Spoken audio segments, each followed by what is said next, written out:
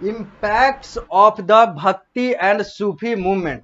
अब हम लोग बात करेंगे भक्ति और सूफी आंदोलन के प्रभाव का, के असर का। अब हम लोग बात करेंगे कि आखिर यह जो भक्ति आंदोलन हुआ था और ये जो सूफी आंदोलन हुआ था, इसका असर क्या पड़ा, इसका प्रभाव क्या पड़ा हमारे समाज में। क्योंकि यह हम लोगों का अंतिम कक्षा है जहां पर हम लोग इस अध्याय को समाप्त करेंगे। जैसा कि हम लोगों ने पिछली कक्षा में बात की थी, मैंने आप लोगों को पिछली कक्षा में बोला था, यह इस अध्याय का यानी कि अध्याय संख्या 6 popular beliefs and religious debates का अंतिम कक्षा होगा, जहां पर हम लोग बात करेंगे impact of bhakti and Sufi movement की। उसके बाद वर्ड ट्रेजर को देखते हुए एक्सरसाइजेज को देखते हुए हम लोग समरी को देखेंगे और यह अध्याय समाप्त होगा। तो शुरू करते हैं हम लोग impacts of the bhakti and Sufi movement का। लिखा हुआ है पृष्ठ संख्या 62 पर, as a result of the bhakti and Sufi movement a new form of worship emerged which inspired religious reform. ये भक्ति और सूफी आंदोलन का ही परिणाम था कि एक नया तरीका पूजन का उत्पन्न हुआ, जो माना जाता है या फिर जिसको कहा जाता है कि ये धार्मिक बदलाव, धार्मिक सकारात्मक बदलाव के लिए हुआ। It gave a ray of hope to the downtrodden because it opposed the rigid caste system. इसका सबसे अच्छा असर यह पड़ा कि यहाँ पर उन लोगों को भी वैल्यू दिया गया, समानता दिया गया, क्योंकि यहाँ पर इक्वलिटी की बात की गई, समानता की बात की गई, गॉड इज वन की बात की गई, ह्यूमन आर वन की बात की गई। तो यहाँ पर जो अलग अलग धार्मिक व्यवस्था में जिन्हें जातिगत आधार पर नीचे कर दिया जाता था, नीचे और ऊपर की जो रिवाज थी, उन सारे चीजों को यहां पर समाप्त किया गया और कहा गया कि आप जो भी हो, हम सब एक है। कोई ब्राह्मण नहीं, कोई क्षत्रिय नहीं, कोई शूद्र नहीं, कोई वैश्य नहीं। तो यहां पर सब लोगों को जो समाज में नीचे कर दिए गए थे अलग अलग धर्म के द्वारा, वो अब इस भक्ति और सूफी आंदोलन में एक साथ आ गए, एक साथ हो गए, सम्मानित हो गए, सम्मान मिल गया। आगे, it also led to the growth of local languages because of the Bhakti and Sufi Sant placed in the language of the common man। इससे यानी कि भक्ति और सूफी आंदोलन से जो स्थानीय भाषा था उसको भी प्रभाव मिला, उसको भी बढ़ोतरी हुई, वो भी आगे बढ़ा, क्योंकि जो अलग अलग भक्ति संत थे उन्होंने अपनी अपनी भाषा में और लोगों की भाषा में, स्थानीय भाषा में बातों को आगे बढ़ाया। Rulers such as Akbar were influenced by it and followed a policy of religious tolerance। और जहां तक बात करें शासक वर्ग की, तो अकबर जो कि एक मुगल शासक था, वो भी इस भक्ति और सूफी आंदोलन से लोगों के विचार से प्रभावित हुआ और वो भी धार्मिक रूप से सहिष्णु बना। जैसा कि हम लोगों ने पिछले अध्याय में देखा था, मुगलों के बारे में जब हम लोग पढ़ रहे थे, मैं आप लोगों को पढ़ा रहा था, तो बताया कि कैसे अकबर जो है बाकी सारे मुगल शासकों की तुलना में धार्मिक रूप से थोड़ा सा उदार था। तो वो उदारता कहां से आई थी इसको, तो वही भक्ति और सूफी आंदोलन से वो प्रभावित था। अब हम लोग बात करेंगे पृष्ठ संख्या 63 पर आने वाले वर्ड ट्रेजर का, क्योंकि अध्याय हो गया समाप्त। अब हम लोग उन 4 शब्दों को देखेंगे जो लेखक और प्रकाशक के द्वारा दिया गया है, ताकि इस अध्याय के जो पाठक हैं, जो विद्यार्थी हैं, वो इन 4 शब्दों को और अच्छे तरीके से जान जाएं। हालांकि इन 4 शब्दों की बात हम लोगों ने इस अध्याय में पहले से कर रखी है। भक्ति का मतलब डिवोशन, समर्पण होता है। इंस्पिरेशन का मतलब होता है द एक्ट ऑफ इन्फ्लुएंसिंग और सजेस्टिंग ओपिनियन, किसी को प्रभावित करना विचारों से या विचार देकर, उसको हम लोग इंस्पिरेशन कहते हैं। फिलॉसफी, दर्शन का मतलब होता है a system of philosophical concept. जब हम लोग अलग अलग विचार देते हैं, अलग अलग दार्शनिक विचार देते हैं, धारणा देते हैं, तो उसी को हम लोग दर्शन कहते हैं या दर्शन शास्त्र कहते हैं। Reformer, one who work for reform, वो व्यक्ति जो रिफॉर्म यानी कि बदलाव लाने के लिए कार्य करता है, उसे हम लोग रिफॉर्मर कहते हैं। अब हम लोग बात करेंगे एक्सरसाइजेज की, क्योंकि जो हमको पढ़ाना था एज शिक्षक के तौर पर, वो मैंने कंप्लीट कर दिया, वो मैंने पूरा कर दिया इस अध्याय का। अब विद्यार्थी के तौर पर आपको इन सारे प्रश्नों के उत्तर देने हैं। अलग अलग तरीके से प्रश्न पूछे गए हुए हैं, जिसका आप लोग को उत्तर देना है, ताकि यह जांच हो सके कि आप लोगों ने इस अध्याय को कितना समझा, कितना नहीं समझा। और चूंकि आप जिस बोर्ड के अंतर्गत पढ़ाई कर रहे हैं, जिस बोर्ड के पाठ्यक्रम के अनुसार पढ़ाई कर रहे हैं, जिस बोर्ड से एफिलिएटेड आपका स्कूल है, विद्यालय है, वो board public school board of India Bharat का एकमात्र बड़े स्तर पर ऐसा बोर्ड है जो आपको नॉलेज के साथ साथ आपके स्किल को भी निखारने के लिए प्रतिबद्ध है। तो यहाँ पर इन सारे चीजों को ध्यान में रखिए और एक्सरसाइजेज कीजिए। मैं पहले यहाँ पर एक्सरसाइज की बात आगे बढ़ाने से पहले एक बात कहना चाहता हूं आप लोगों से कि जहां पर भी कोई भी प्रश्न करने में आप लोगों को समस्या आए, आप मुझसे पीएसबीआई के अलग अलग माध्यम से कनेक्ट होकर प्रश्न पूछ सकते हैं, समस्या का समाधान करवा सकते हैं।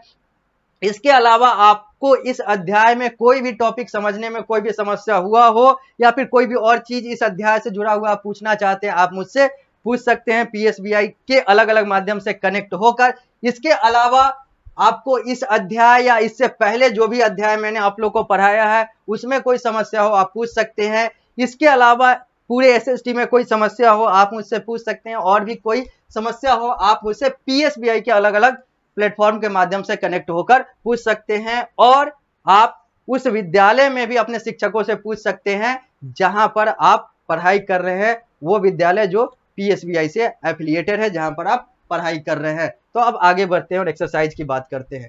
एक्सरसाइज जो है, प्रश्न जो है, ये पृष्ठ संख्या 63 से आ रहा है। लिखा हुआ है, पहला, answer the question by choosing the most appropriate alternative from those given below. नीचे कुछ प्रश्न दिए गए हुए और हर प्रश्न के 4-4 विकल्प दिए गए हुए हैं। आपको बताना है कि सही विकल्प कौन सा है। और यहां पर आपके पास 7 प्रश्न है पृष्ठ संख्या 63 पर। अब हम लोग पृष्ठ संख्या 64 पर आते हैं। तो यहां पर 2 तरह के प्रश्न दिए गए हुए हैं, एक प्रश्न प्रकार 2, एक प्रश्न प्रकार 3। प्रश्न प्रकार 2 में 5 प्रश्न है, प्रश्न प्रकार 3 में 4 प्रश्न है।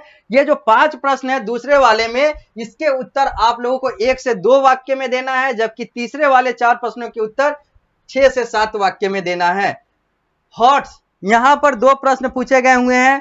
पहला है, explain the common teaching of bhakti and Sufi movement. भक्ति और सूफी आंदोलन के जो समानताएं थी शिक्षण व्यवस्था में या फिर उनके विचारों में, उसको आपको बताना है, उसको आपको एक्सप्लेन करना है। और what are the role of music in the propagation of bhakti and Sufi sant. भक्ति और सूफी संत के लिए म्यूजिक का यानी कि गायन का क्या महत्व था, उसके बारे में आप लोग को बताना है। बाद में fill in the blanks. Fill in the blanks जो है चौथा प्रकार का प्रश्न है, जहां पर 6 प्रश्न दिए गए हुए हैं और 6 प्रश्न में कुछ कुछ स्थान जो है वो खाली है, उसको आपको भरना है। 5वां तरह का क्वेश्चन जो है वो है, write whether the following statement are true और फॉल्स।